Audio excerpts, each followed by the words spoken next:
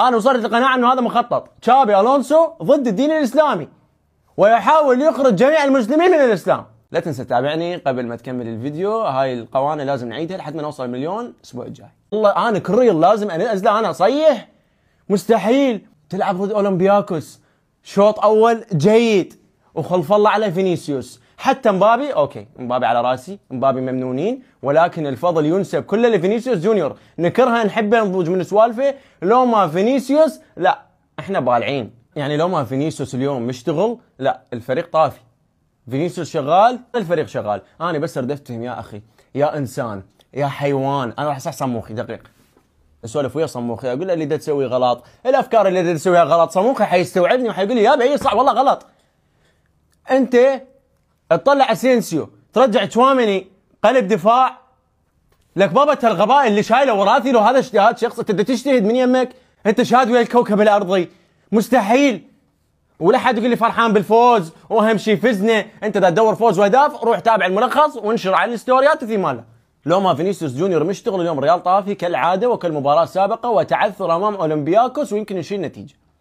اولمبياكوس مسجل هدفين بالبطوله كلها. هدفين.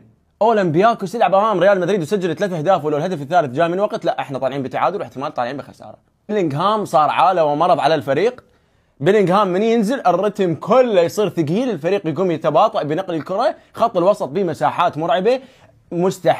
مستحيل تشوف ريال مدريد يلعب 7 أو 8 باصات متتاليه. مستحيل. خط الهجوم وخط الوسط هم مفصولين عن بعض.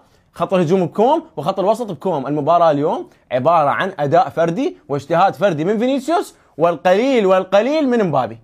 فرحانين بالفوز. فانا اذكرك عندك مواجهه ويا مانشستر سيتي، اذا تلعب امام مانشستر سيتي بهذا الاداء لا يحطون بينا درزن واخر شيء احنا يطردونا من الملعب. اعتقد ريال مدريد تعدى مرحله انه انا اريد احصل 3 نقاط وبس. هاي مرحله احنا عبرناها وتخطيناها من زمان. انت ريال مدريد سواء كنت سيء سواء كنت جيد انت تبقى خصم ونت قوي. تلعب امام اولمبياكوس تتعثر ب4-3 لا تقول لي عندنا تاريخ امام اولمبياكوس متعادلين وخسرانين ملعبهم وما فايزين عليهم. هاي خزعبلات. هاي الاحصائيات بالنسبه لي خزعبليه. ادائك اليوم امام اولمبياكوس لو كان امام فريق قوي، فريق يقدر يستغل نقاط الضعف اللي موجوده بالفريق، يستغل خط الدفاع المتهالك العفطي، يستغل نقاط ضعف خط الوسط، لا انت متي. شكرا فينيسيوس جونيور.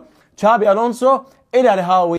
مبروك مدريديستي رغم انه الانتصار ما كان بذاك الانتصار الجيد وحتى ما لي طاقه انه انا اقعد اشرح اكثر عن المباراه، بس الاداء سيء، الاداء متهالك. وشكرا جزيلا.